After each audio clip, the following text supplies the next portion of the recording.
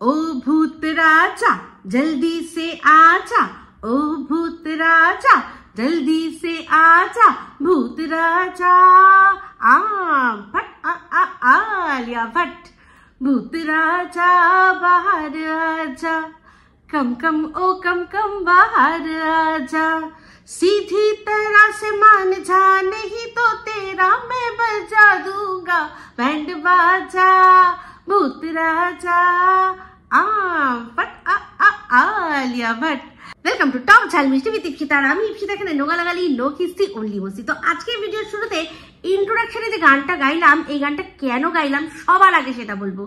দেখেছেন টিনের ভিডিওর মধ্যে কি দেখালো যে বৌদিকে নিয়ে যাচ্ছে কি করতে, ঝাড়ফুঁক করতে। বৌদির ওপরে নাকি কোনো একটা কালো ছায়া পড়েছে। তাহলে এই দেখুন, আমিও কিন্তু কালো ছায়ার কথা বলেছিলাম যে এরকম হয়, আর নিয়ে গেছে সেটা বড় কথা না। বড় কথাটা কি দেখুন, বলেছিলাম কি ওই যে চারাপোনার যে মা কাটাপোনা, তার সাথেই কিন্তু গেছিল একটা জায়গায়। তারপর থেকেই কিছু কিছু জিনিস আমরা দেখতে পাচ্ছি। তো এরা যে এই সবগুলো বিলিভ করে আর পুরোপুরি এই যে চারাপোনার মা কাটাপোনা এই সম্পূর্ণ এইসব জিনিসের মধ্যে নিজেকে নিমজ্জিত রেখেছে, সেটা দেখলেই বোঝা যায়। তো মিলে গেল। তো ঝাড়ানোর যখন কথা আসলো তখন কিন্তু এই চারাপোনার মা কাটাপোনার বাড়িতে গেল। এই টুকটাক ছোটখাটো ছিচকে মানে আর কি ভূত উনি মনে হয় ছাড়িয়ে দিতে পারে। বড় সড়ো ভূত ছাড়াতে বা বড় সড়ো কোনো ভূত কারোর বাড়িতে পাঠাতে তখন মনে হয় কাটাপোনার যিনি গুরু আছে তার কাছে যেতে হয় টোটো করে। তো দেখুন আমার কথা যেটা আমি বলেছিলাম মিলল তো। তো এই জিনিসগুলো কি হয়, সেদিন যেমন মেসোমশাই একটা গল্প শুনিয়েছিলেন, জ্যোৎস্নার গল্প, অনেকে বিশ্বাস করেছেন অনেকে বিশ্বাস করেননি। তেমনি এই জিনিসটাও অনেকে বিশ্বাস করেন অনেকে বিশ্বাস করেন না। যারা এগুলোর ফল পেয়েছেন, যারা তাদের পরিবার পরিজনের মধ্যে এগুলো দেখেছেন, সেগুলো তারা বিশ্বাস করবেন। যারা কখনো এইসব জিনিস দেখেনি তারা বিশ্বাস করবেন না। দেখুন এই যে ব্ল্যাক ম্যাজিক বা যে এমন যেমন ভুডো, এরকম অনেক বিভিন্ন জায়গায় কিন্তু বিভিন্ন নাম রয়েছে। এগুলো রীতিমতো এক একটা তন্ত্র সাধনা যেরকম আছে না, বই আছে, রীতিমতো তাদের বই আছে কি রকম কি করে কি না করে। আমরা এই সিনেমাগুলো দেখলে, মুভিসগুলো দেখলে বুঝতে পারি যে এগুলো ধরনের এগুলোর আলাদা একটা, এর পেছনেও একটা আলাদা সায়েন্স চলে। সেটা হয়তো অন্যরকম বিষয়, কিন্তু এরকম হয়। আমি পুরোপুরি না বিশ্বাস করলেও আমি একটা জিনিস বিশ্বাস করি যে এটার দ্বারা কারোর ভালো করা যায় না, কিন্তু এটার দ্বারা কারোর খারাপ করা যায়। আমি এরকম দেখেছি, তাই জন্যই দেখেছি। মানে রীতিমতো সুস্থ সবল মানুষকে হঠাৎ করেই পুরো কাঁটার মতো শুকিয়ে যেতে দেখেছি। তাতেই বুঝেছি যে ভালো না করা গেলেও কিন্তু খারাপ করা যায়। তো যাই হোক, তো ডাক্তারের কাছেও সাথে সাথে কিন্তু নেওয়া উচিত। এটা যেমন হচ্ছে তার সাথে সাথে ডাক্তারের সাথেও কনসাল্ট করা উচিত। তো যাই হোক, অনেক দিন পর টিনের মায়ের মানে আমাদের অমাবস্যা লেডির ভিডিও দেখলাম। তো অমাবস্যা লেডি কিন্তু অনেক সাবলীল হয়েছে, এটা দেখলাম। আগে বন্ধুরা বলে যতক্ষণ দাঁড়িয়ে থাকতো, থেমে থাকতো, পজটা নিত, ততটা নিচ্ছে না, আর কথাটা সড়গড় হয়েছে। তবে একটা জিনিস আমি শুধু ভাবি যে এদের পয়সার কি খায় না। মানে দেখুন প্রত্যেকটা মানুষ ওরা শুধু টাকার পেছনে ছুটে চলেছে। তাও যদি মানতাম যে সেরকম হাইফাই লাইফস্টাইল যে এটা আমাকে মেনটেন করতে হবে, সেই জন্য আমাকে এখন দৌড়াতে হবে, ছুটতে হবে, এরকম তো কোনো ব্যাপার নেই। সুন্দর একটা ব্লগের ব্যবস্থা করে দিয়েছে, সেটার পিছনে বেশি খাটলে আমার মনে হয় তাও লোকে ইন্টারেস্ট নিয়ে দেখবে যে এখান থেকে শেখার কিছু রয়েছে, কিছু এমন শিখছি আমি। কোনো রেসিপি বলুন বা কোনো টিপস বলুন, কিভাবে গাছের পরিচর্যা নিজের পক্ষে, যেটা আমি মনে হয় ওরা খুব ভালো করে। এটা আমি দেখুন যেটা দেখতে পাচ্ছি চোখে, সেটা তো অস্বীকার করবো না, কারণ ওদের গাছগুলো দেখছি কি সুন্দর ফুলে ফলে ভর্তি রয়েছে। তো সেক্ষেত্রে গাছের পরিচর্যা কিভাবে করি, আপনাদের এখন প্রত্যেকে ফ্ল্যাট বাড়িতে থাকে, প্রত্যেকটা মানুষ ফ্ল্যাট বাড়িতে থাকে, সেক্ষেত্রে সবারই ওরকম ভাবেই গাছ বারান্দায় লাগাতে হয়। তো সেক্ষেত্রে কোন গাছটা কিভাবে পরিচর্যা করতে হবে, কি মানে কোনো রকম পোকা লাগলে কি করতে হবে, এইগুলো দিয়ে তো ভিডিও করতেই পারে। তো যাই হোক, দেখলাম যে প্রত্যেকটা মানুষ ওদের ওখানে মানে জাস্ট পয়সার জন্য ছুটছে। ওর বাবার কিছু করার নেই, ওর বাবার যে ওয়ার্ক মোড তাকে তো সেটা করতেই হবে, কিন্তু ইনি ব্লগ করছেন, তারপরে আবার সেই কারখানার সেই ভাঁজ করার কাজ উনি দেখলাম নিয়েছেন। তো এক্ষেত্রেই বলি যে পয়সা কারোর বেশি হয় না। কোনো মানুষ এরকম বলতে পারবে না যে আমার পয়সা বেশি হয়ে গেছে আমি বসবো না। তো আমি এই কথাগুলো ইচ্ছা করে বললাম এরকম ভাবেই, যাতে কিছু মানুষ আর কি যারা বলছে অনেক কথা, নানান রকম কথা, তাদেরকে বোঝানোর জন্য। তো যাই হোক, খেটে খাচ্ছে ভাই, যে কোনো কাজ ঠিকই আছে। তো তবে একটা জিনিস কখনোই সমর্থন করতে পারি না, প্রত্যেক মাসে আমাদের একবার করে মনে করিয়ে দেন যে ওনার যে বৌমা আছেন তিনি তার আর কি পিরিয়ডসে ঠিক কতটা কষ্ট হয়, এইটুকু বুঝিয়ে আমাদের বোঝান যে উনি কত শাশুড়ি, মানে ভালো শাশুড়ি, যে আজকে আমি এই জিনিসটা আমি লক্ষ্য রাখি আমার বৌমার, যে তার কষ্ট হয়। তো তার কষ্ট হয়, সেটা সবারই কষ্ট হয়, এই কথাটা বলে আলাদা করে উল্লেখ করার আমার মনে হয় না কোনো কারণ আছে। তো যাই হোক, এক একটা জিনিস ওদের না আমি দেখি, সেই জিনিসগুলোতে আমার খুব আপত্তি লাগে, কারণ ওরা তো ব্রাহ্মণ পরিবার, তো ওদের দেখে আমরা অনেক কিছু শিখবো পুজোর ক্ষেত্রে, কারণ আমরা তো পুরোহিতদের ডাকি, তো পুরোহিত যারা রয়েছে তারা সবাই ব্রাহ্মণ। তো সেক্ষেত্রে দেখলাম ঠাকুর পুজো দেবে, সমস্ত পূজা সামগ্রী এনে কোথায় তুলেছে না, যেখানে খাবার দাবার থাকে, যেখানে বসে মানুষ খায় সেইখানে। কেন মাটিতে এক সাইডে রাখো, মেঝের এক সাইডে রাখো, রেখে ঠাকুর ঘরে তুলে দাও, হয়তো এক্ষুনি ওপরে তোলা সম্ভব হয়নি। এই জিনিসগুলো করে দেখায়, আর তাতে আর কি সমালোচনার মুখে পড়ে, আর কিছুই না। এবার হতে পারে ভিউজ হচ্ছে না, সমালোচনা করো, তাহলে যদি লোকে দেখতে আসে যে দেখি অমাবস্যা লেডি কোথায় রেখেছে, হ্যাঁ এঁঠোর মধ্যে রেখেছে না টেবিলের মধ্যে রেখেছে না মাটির মধ্যে রেখেছে, সেটা যদি একটা কোনো ট্রিক্স হয় তো হতে পারে, সেটা খারাপ নয়। কিন্তু এই পুজোর জিনিস দিয়ে নয়, আরো অনেক রকম জিনিস দিয়েই কিন্তু কন্ট্রোভার্সি ছোড়া যায়, ঠিক আছে? যেমন কিনা টিন ছুটছে, টিন কি বলছে, একদিন বলছে একার জন্য রান্না করতে ভালো লাগছে না, আমি কিনে খাচ্ছি, আবার আরেক দিন বলছে একাই রয়েছি কিন্তু এক গাদা দেখলাম মাংস। তো সেই অতগুলো মাংস কে খাবে, কে খাবে অতগুলো? দুদিনে খাবে? দুদিনেও ওই যে মাংসর পরিমাণটা রয়েছে, টিনের খাবার তো আমরা দেখেছি, টিনের খাওয়া কতটা, হ্যাঁ একদম দেখিনি যে তা তো নয়, ওর মায়ের বাড়িতে যখন খেতে দিত আমরা তো দেখেছি। তো সেক্ষেত্রে ওটা পুরো বোঝাই যাচ্ছে যে দুজনের দুদিনের খাবার। তো যাই হোক, এই অ্যাসিস্ট্যান্ট সে কি খাওয়া পড়া থাকে নাকি ওর বাড়িতে? কারণ অ্যাসিস্ট্যান্ট বা এরকম পিএ যারা এরকম হয়, হ্যাঁ পিএ সম্পর্কে শুনেছিলাম, কিন্তু সে এসে থাকবে, কিন্তু অ্যাসিস্ট্যান্ট সে তো এসে থাকবে বলে আমি জানতাম না, আমি তো জানি যে আসবে রোজ কাজ করবে আবার চলে যাবে ডিউটি আওয়ার্সের পরে। তো যাই হোক, সেই অ্যাসিস্ট্যান্ট যেই হোক, তার ভাই হেভি মজার কাজ, বসে বসে মাইনে নেওয়া, আর তাছাড়া কিছুই নয়, বাদ বাকি সব কাজ দেখলাম টিন করছে। তো টিন এখন ভীষণ বোর হয়ে গেছে, একদম বাড়িতে বসে বসে ভালো লাগছে না, সত্যি তাই না? এই কটা দিন হয়েছে ঘুরে আসলো, তাই কটা দিন হয়েছে ওর ওই যে ফড়িং বৌদি গেছে, অত যে ননস্টপ ঘুরলো, তারপর এই কটা দিন যেই বসেছে ঘরে, তাই জন্য ওর খুব বোর হয়ে গেছে। তো এতই যখন বোর হচ্ছিলে, তো তোমার তো রানাঘাট যাওয়ার একটা কথা ছিল, একটু রানাঘাট থেকে ঘুরে আসতে পারতে। এই যে মুখগুলো সবসময় দেখো, সেই মুখের থেকে আলাদা অনেক দিন বাদে কারোর মুখ হয়তো দেখতে পেতে।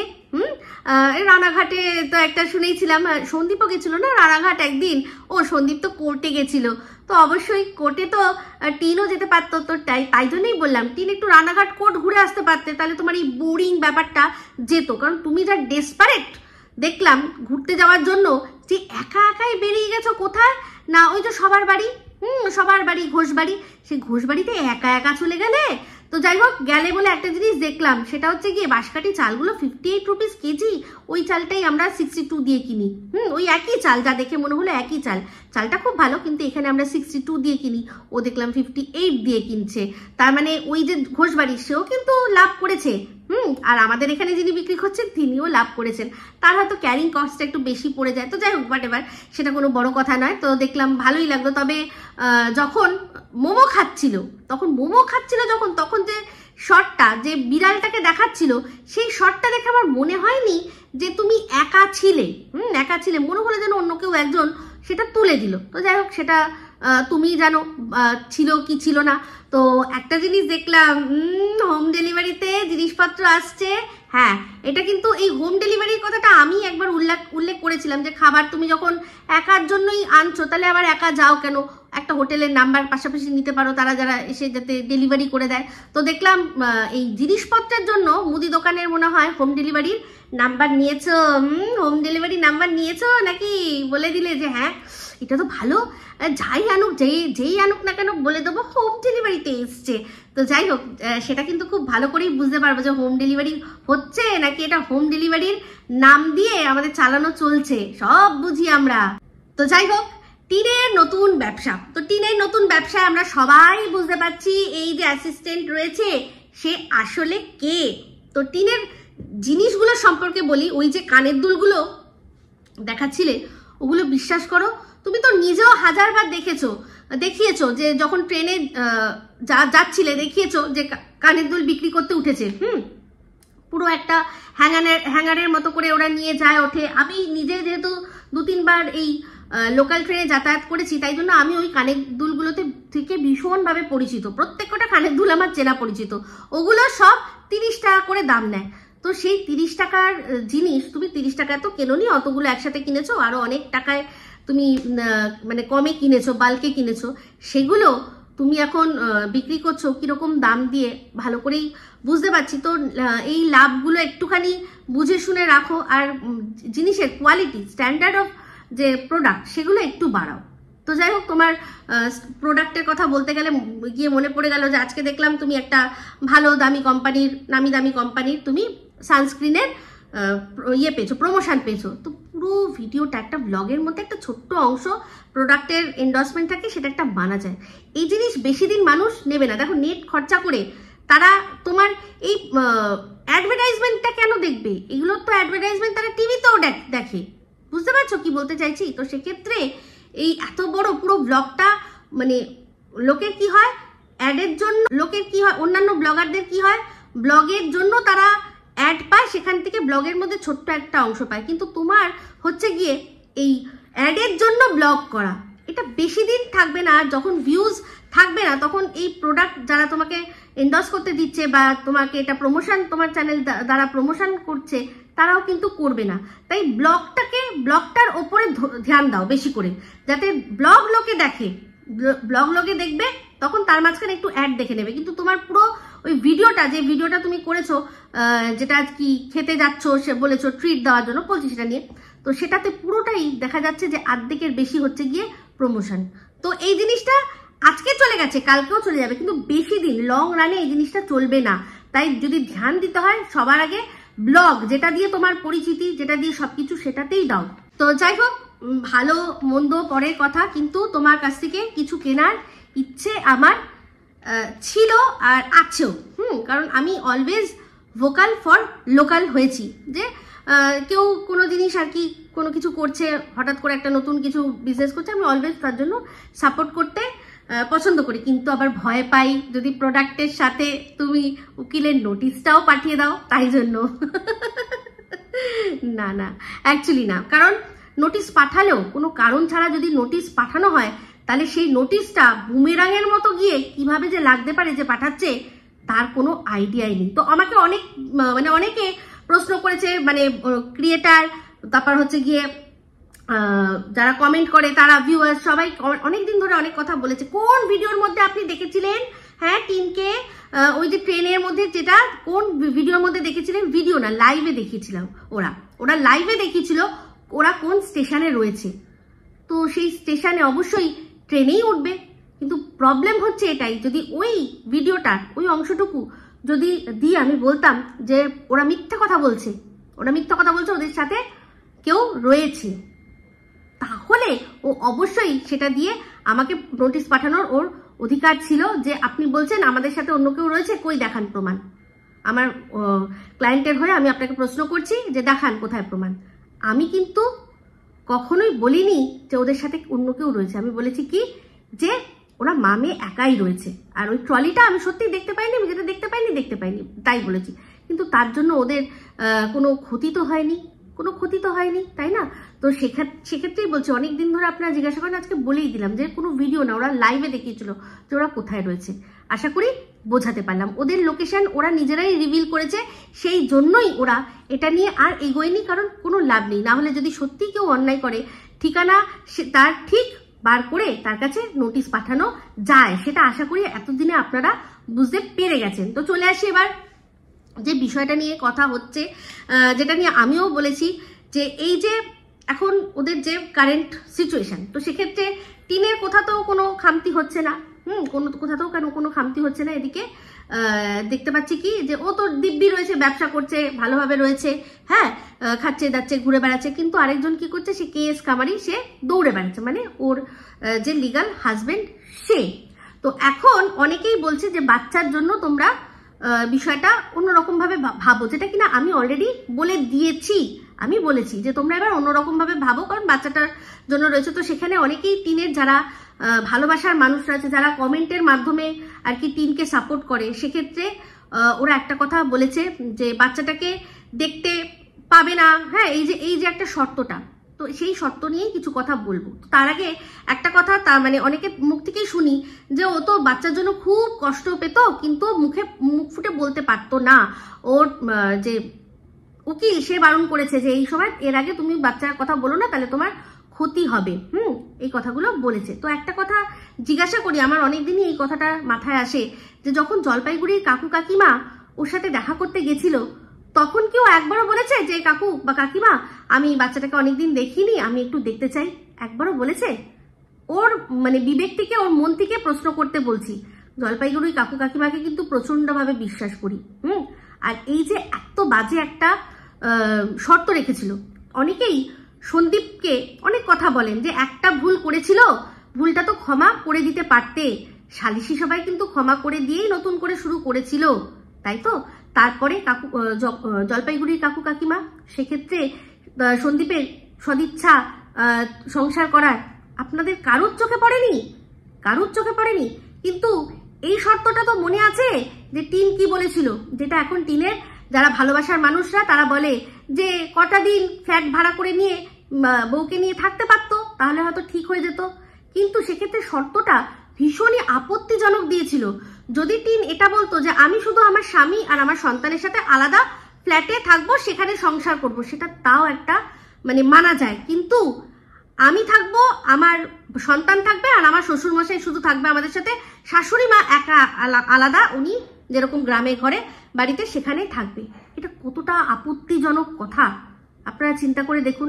এই কথাটা বলাই হয়েছে এই কারণে যাতে সংসারে আর সে না ফেরে, তার ফিরতে না হয়। মানে এমন একটা, মানে কি বলবো, এটা মামা বাড়ির আবদারও বলতে পারবো না, এমন ধরনেরই একটা না মেনে নেওয়ার মতো একটা শর্ত জেনে শুনেই করেছে যে এটা কোনোদিনও মেনে নেওয়া সম্ভব হবে না, তাই জন্যই এই রকম শর্ত দিয়েছে।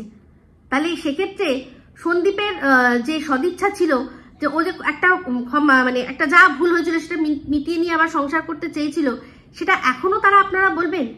তো এই ধরনের একটা বাজে একটা কি বলে ওটাকে শর্ত, সেই শর্তটা সত্যি কি দেওয়া আপনারা মন থেকে সেটাকে সমর্থন করেন?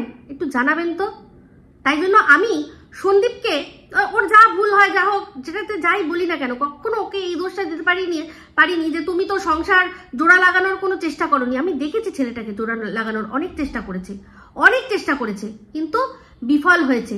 তারপরেও একটা সাধারণভাবে মিউচুয়ালি যে ডিভোর্স, তার যে একটা পিরিয়ড থাকে, আপনি আপনার হাজবেন্ডের সাথে এখন যাচ্ছেন, ডিভোর্স ফাইল করলেন মিউচুয়াল, সেক্ষেত্রে কিন্তু বলে ঠিক আছে আপনারা 6 মাস একে অপরের থেকে আলাদা থাকুন, 6 মাস পর এসে আবার দাঁড়াবেন। তখনও যদি আপনাদের মনে হয় যে না আমরা একে অপরকে ছেড়ে থাকতে পারছি, তাহলে আপনাদের ডিভোর্স দিয়ে দেবো, না হলে আপনারা আবার সংসার করবেন, তাই তো? এরকম এক একটা এক এক রকমের দেয়। তো সেক্ষেত্রে মিউচুয়াল যে টাইমটা, ও কিন্তু সেই টাইমের মধ্যে কেউ ওর উপর আঙুল তুলতে পারবে না যে ও কোনো এমন কাজ করেছে যেটা করা উচিত নয়। আর টিনের সাথে সন্দীপের যারা তুলনা করে তাদের একটাই কথা বলছি যে টিন বাড়িতে থাকতে, তার সংসারে থাকতে, স্বামী থাকতে, তার সত্ত্বেও অন্য আরেকজনের সাথে আর কি প্রেম খুঁজেছিল। কিন্তু সন্দীপ যদি এখন কারোর সাথে কথা বলে, ঘুরে বেড়ায়, যাই করুক, সেটা তার বউ চলে গেছে, তার 6-8 মাস 1 বছর প্রায় কেটে গেছে, তারপর সে শুরু করেছে, তারপর সে সেটা করেছে। তো দুটো জিনিসকে মিলাবেন না। আমি দোষ গুণ দুজনেরই রয়েছে, এই পুরো বিষয়টার মধ্যে কখনোই বলতে পারবো না যে সব ওর দোষ আর সব এর দোষ। আমি শুধু একটাই কথা বরাবরই বলেছি যে দোষ সন্দীপের থাকতেই পারে, সেক্ষেত্রে ডিভোর্স নিয়ে নিজের মতো করে লাইফে এগিয়ে যাওয়াটাই কাজ ছিল। তো এখনো বলছি, আর যারা বলছেন না যে বাচ্চাকে দেখতে পাওয়ার, একটা জিনিস আমি আগেও বলেছি, এখনো বলবো যে ওইটুকু বাচ্চা, চিন্তা করুন তো, যখন মাকে দেখবে, তো মাকে জিজ্ঞাসা করবে না যে মা তুমি আমার সাথে থাকো না কেন, এরা তো অনেক কষ্ট করে ওই বাচ্চা যে কিনা দুধ খেত, তখনও ব্রেস্ট ফিড করতো, সেই বাচ্চাকে সামলেছে। এবার অনেকেই বলছেন যে 1 বছর অবধি ব্রেস্ট ফিড ঠিক আছে, তারপর আর করানো উচিত নয়। তো সেটা তখন তার মায়ের বোঝানো উচিত ছিল, 1 বছরে কেন ছাড়িয়ে দেয়নি, কেন তখনও 2.5 বছর হয়ে গেছে, তখনও কেন ও ছাড়ায়নি? তার তো ছাড়িয়ে দেওয়া উচিত ছিল। তখন যখন বুঝতেই পারছিল যে এখানে হয়তো আমি থাকবো না, আস্তে আস্তে বাচ্চাকে ওটা ছাড়িয়ে দিতে পারতো, তারপরও যেতে পারতো। কিন্তু বাচ্চা ও স্টিল যেদিন রাত্রে ও ছেড়ে চলে গেছে তখনও কিন্তু তার মধ্যে সেই নেশাটা রয়েছে। তো এই দোষটা কখনোই সন্দীপকে দেওয়া যায় না, সন্দীপের বাড়িকে দেওয়া যায় না, দিতে হবে তার মাকে, বাচ্চার মাকে। সে কেন ছাড়িয়ে দিয়ে তারপর নিজের লাইফটা অন্যরকম ভাবে দেখলো না? তো সেক্ষেত্রে ওরা কত ওই রকম দুরন্ত বাচ্চাকে কিভাবে এরা সামলেছে। যখন মা সামনে আসবে তখন বলবে না যে মা তুমি আমাদের সাথে কেন থাকো না, প্রশ্ন আসবে। সেক্ষেত্রে কি বলবে ও কেন থাকে না, কি বলবে, তাই না? আর এই যে একটা কথা উঠেছিল যে ওর মা তো নেই, এই কথাটা যেটা উঠেছিল, তো মায়ের ওইটুকু একটা বাচ্চার পক্ষে মা তার মায়ের সম্পর্কে এটা বলা অনেক ইজি যে মা নেই, কিন্তু এটা বলা খুবই কঠিন যে মা আছে কিন্তু আমাদের সাথে থাকে না, অন্য আরেকজন আছে, আমার মানে কতগুলো কথা বলতে হবে সেই বাচ্চাটাকে, আপনারা ভাবতে পারছেন? তো সেই জন্য যেটা ইজি সেটাই ওরা করেছে, বাচ্চাটাকে সামলানোর জন্য যেটা মনে হচ্ছে সেটা করেছে। তারাও হয়তো জানে যে বাচ্চা বড় হবে, সব দিন এরকম থাকবে না, বাচ্চা একটা দিন ঠিক সত্যিটা জানবে। তো সেই সত্যিটা সে তখন যখন জানবে তখন সে বিচার করবে। ওকে সামলানোর জন্য ওরা যা মনে হয় করার সেটাই আমার মনে হয় করেছে। তো এক্ষেত্রেও এখন আমি জানি না বাচ্চাটা আরেকটু বড় হোক, এবার সে যদি একটুকু বোঝার ম্যাচুরিটি চলে আসবে যখন, তখন বুঝবে যে মা কোনো কারণে আমাদের সাথে থাকে না, আমি বাবার সাথে থাকি। সেক্ষেত্রে যখন বাবার সাথে থাকবে তখন মাকে মিস করবে, মায়ের সাথে থাকবে যখন বাবাকে মিস করবে। ও কিন্তু ঠাম্মি দাদুকে ছেড়ে বেশিক্ষণ থাকতে পারবে না, এটুকুও বলতে পারি। তো আমি কখনোই বলবো না যে মা দেখার অধিকার নেই বা কিছু নেই, সেটা কখনো, আমি সবসময় বলেছিলাম যে এটা বিচার্য, মানে এটা আদালত বিচার করবে। তো মা আশা করি কাস্টাডি কেস করেছে, এবার দেখা যাক আদালত যেটা বাচ্চার জন্য সবচেয়ে ভালো হবে সেটাই ডিসাইড করবে। আর তারপরেও আমার মনে হয় নিজেদের মধ্যে অতদূর, কারণ এটা অনেক বড় কেস, নিজেদের মধ্যে সমস্ত কিছু নতুন করে আবার চিন্তাধারা করে একটা সমাধানের পথ খোঁজাটা ভালো। বাদবাকি অবশ্যই কন্ট্রোভার্সিয়াল টপিক দিলে তার মধ্যে ভিডিও তো হবেই, আমার ক্ষেত্রে ভিডিও তো হবেই হবে, ঠিক আছে? সেক্ষেত্রে পরিষ্কার টিমকে বুঝতে পারছি লাইভে সেরকম করতে করতে কথা বলছে, বুঝতে পারছি নাকি, সব বুঝতে পারছি, কিন্তু সেগুলো সব পার্ট বাই পার্ট বলতে গেলে ভিডিও অনেক বোর হয়ে যাবে, মানে বড় হয়ে যাবে, বোর হয়ে যাবেন আপনারা, ঠিক আছে? তো এই বলে এখানেই ভিডিওটা এখানে আমি এন্ড করছি। যদি ভালো লাগে তাহলে অবশ্যই লাইক শেয়ার কমেন্ট করতে ভুলবেন না। যারা চ্যানেলটা সাবস্ক্রাইব করেননি তারা সাবস্ক্রাইব করে নেবেন। সবাই ভালো থাকবেন, সুস্থ থাকবেন। আবার আসছি খুব শীঘ্রই এক নতুন ভিডিও নিয়ে। Me Ipsita signing off. Love you all.